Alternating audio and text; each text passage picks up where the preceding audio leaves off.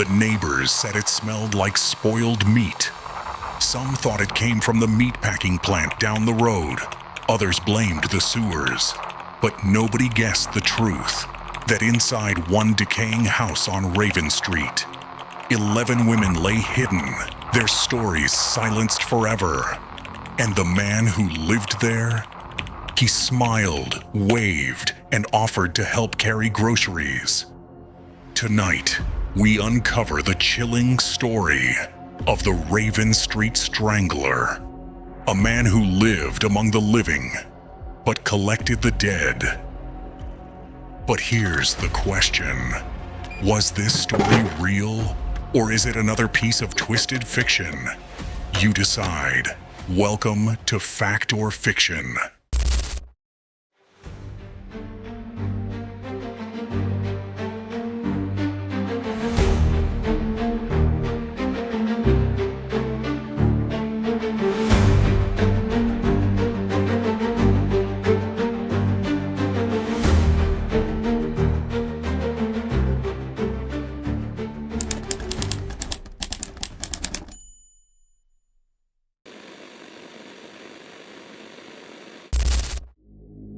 Raven Street was the kind of place that had seen better days. Rows of half-empty houses, broken porches, barking dogs, and the distant sound of trains passing by. It was 2009, and residents had gotten used to strange things, but nothing like this. For months, people complained about a foul, choking odor that drifted through the air. It stuck to your clothes. It lingered in your nose. The city sent inspectors. They checked the drains, the dumpsters, the nearby factory.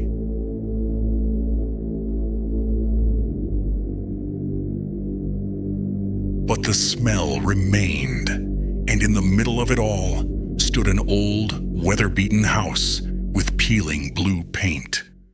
The home of a quiet ex-Marine named Marcus Hale.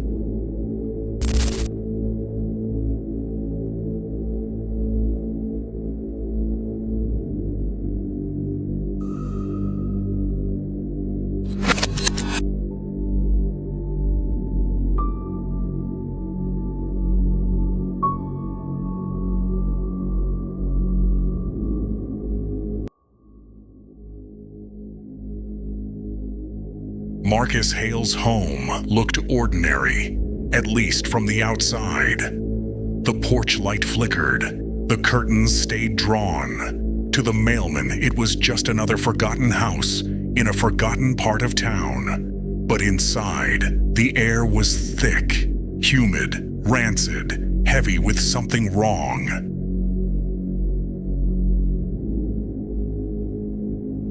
Neighbors said they saw him most nights, sitting on the steps, smoking, watching the street.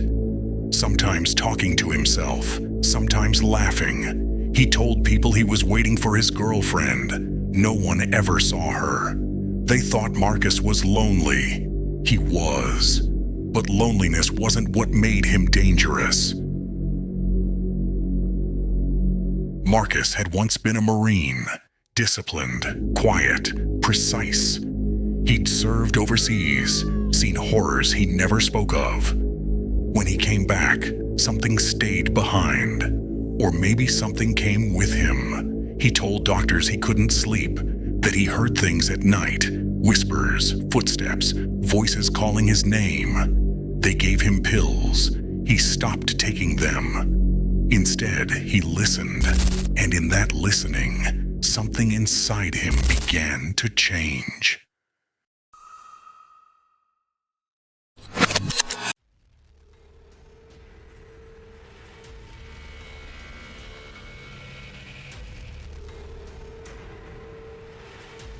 Raven Street wasn't kind to women. Most who disappeared came from the same shadows, struggling with addiction, homelessness, or simply trying to survive another night.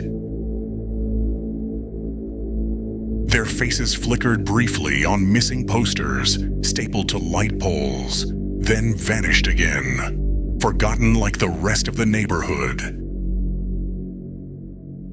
But one woman, Vanessa Lewis, didn't vanish quietly. She was last seen leaving the corner store, smiling, talking to someone in a blue jacket. Witnesses said it was Marcus.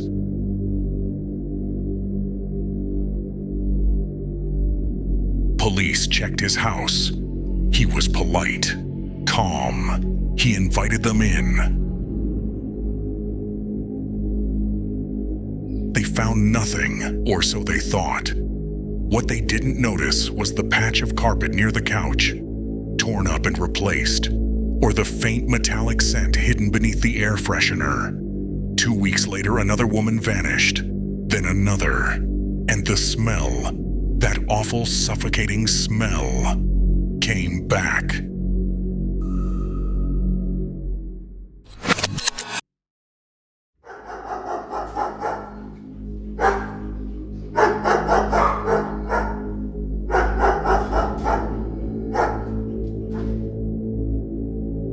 Marcus Hale wasn't always a monster. He'd grown up just a few blocks away. A quiet, serious child with an overprotective mother and a father who drank too much. As a boy, Marcus had one rule drilled into him: don't show weakness.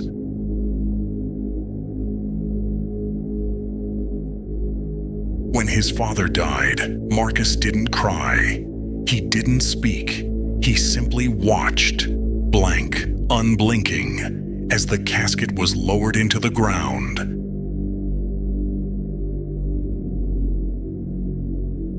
The military gave him purpose, but war gave him something darker, a taste for control.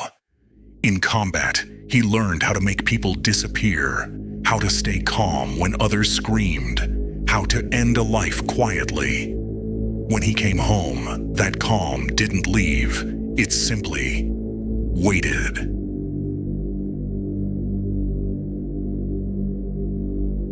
His therapist once asked him what scared him most. He said, "Not knowing who I am when it gets quiet."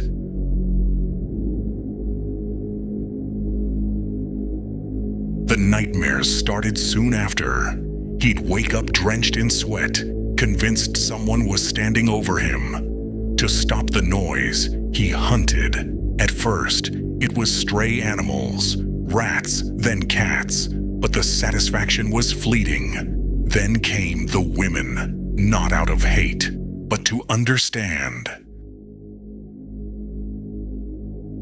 To him, every scream, every heartbeat was an answer to the question he could never articulate: am I real?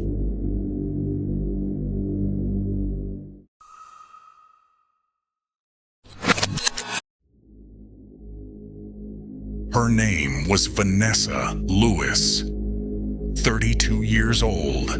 She'd lived 2 doors down. She was strong-willed, funny, and tougher than most. The kind of woman Raven Street didn't break easily. She knew Marcus. He'd fixed her sink once, carried her groceries another time. He was quiet, polite, odd, but harmless, she thought.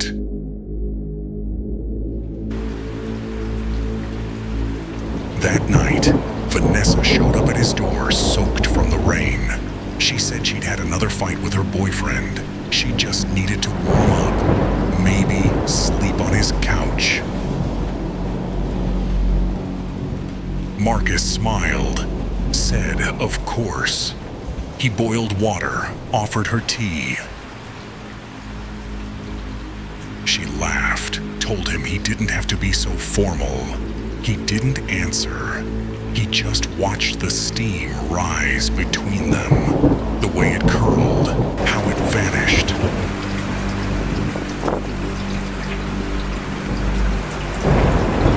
Later, when she dozed off on the couch, Marcus walked to the kitchen. The whispers had returned.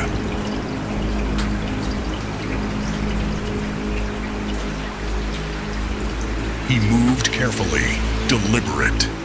He reached for the cord he'd used to tie up boxes in the basement. He told himself it would only take a moment.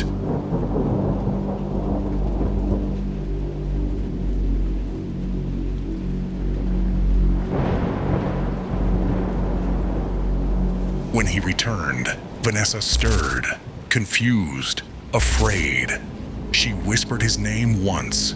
He leaned in close, said softly, "It'll be quiet soon."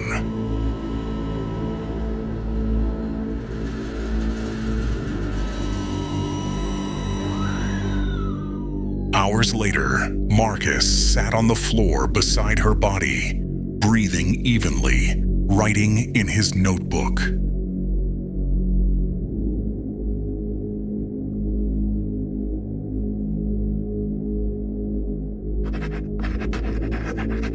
He wrote, "She looked at me like she understood. She smiled before she stopped breathing."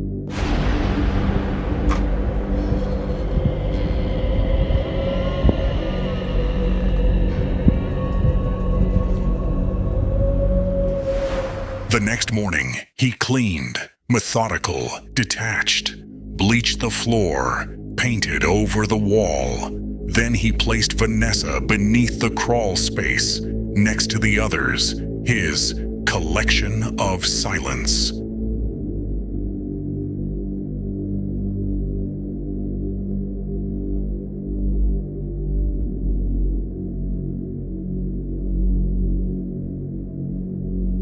It was his final act before everything began to unravel.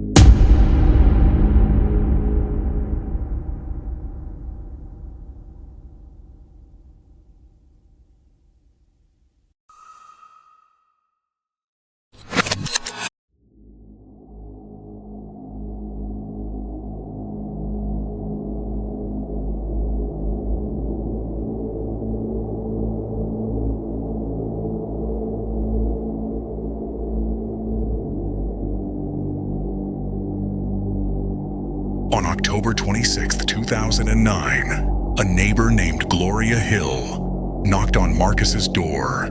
She'd been missing her friend, another woman from down the block, and she thought Marcus might know something.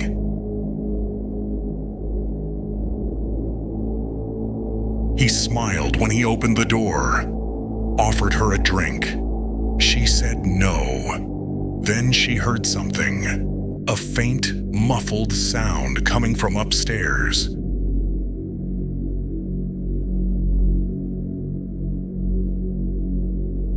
Her heart raced. Marcus noticed. His smile faltered, just for a moment.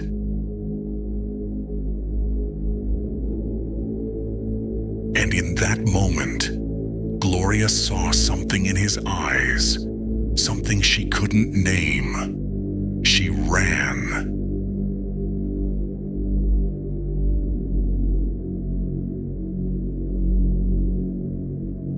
Hours later, she called the police, shaking, crying, saying she'd seen something in his house. When officers returned that night, Marcus was gone. But the smell wasn't.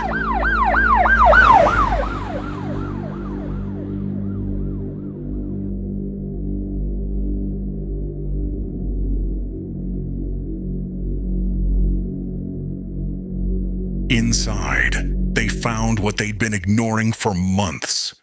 Bodies, 11 of them, hidden in crawl spaces, buried in the backyard, sealed in garbage bags beneath the floorboards, all within reach of the man they'd spoken to countless times.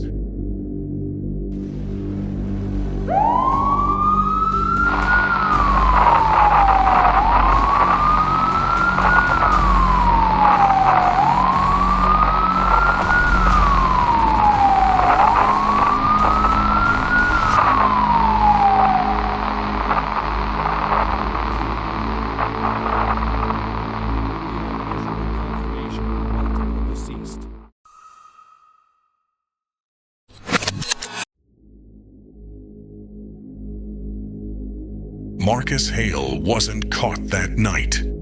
He vanished into the dark, leaving behind a house full of death and unanswered questions.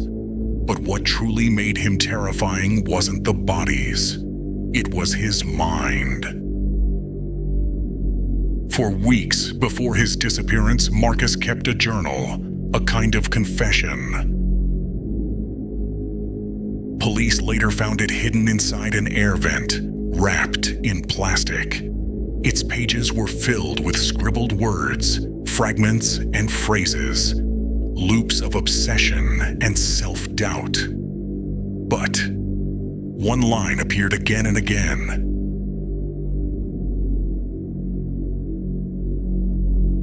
I can't hear them unless they stop breathing. Experts said Marcus showed signs of severe trauma, dissociation, auditory hallucinations, narcissistic control patterns. But others believed something deeper, that Marcus enjoyed the fear, not the killing itself. He studied his victims, learned their patterns, spoke to them before they vanished. He'd charm them, comfort them, even feed them before silence fell. Marcus saw himself as a savior. He once wrote, "I take them out of the noise. I give them peace." It wasn't rage that drove him. It was purpose. And that's what made him unstoppable.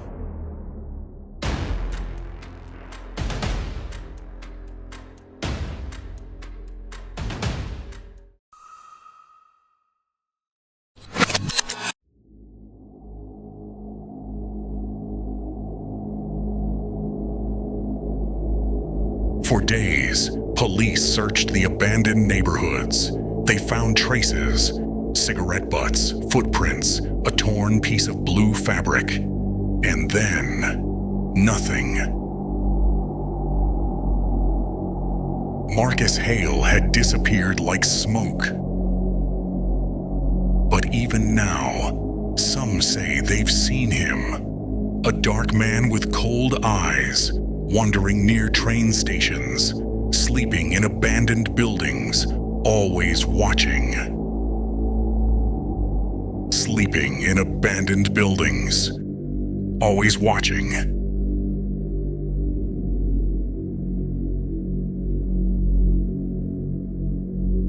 Others believe he never left Raven Street at all, that he's still there, behind one of those boarded-up windows, waiting.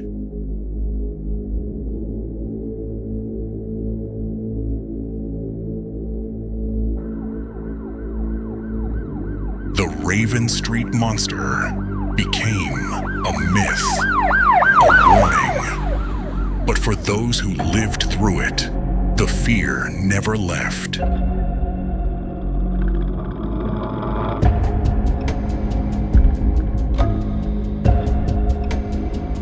Because when the wind shifts and the smell of decay drifts through the night,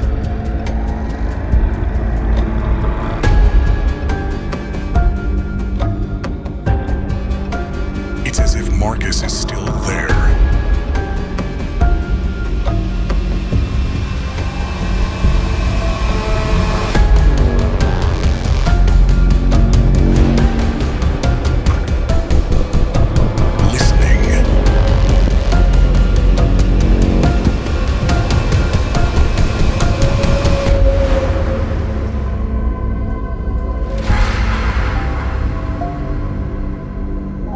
Next time, we'll find out who the Raven Street Monster really was.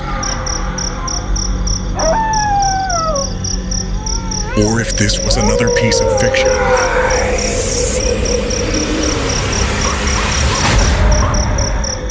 Because sometimes the scariest stories may not be fiction.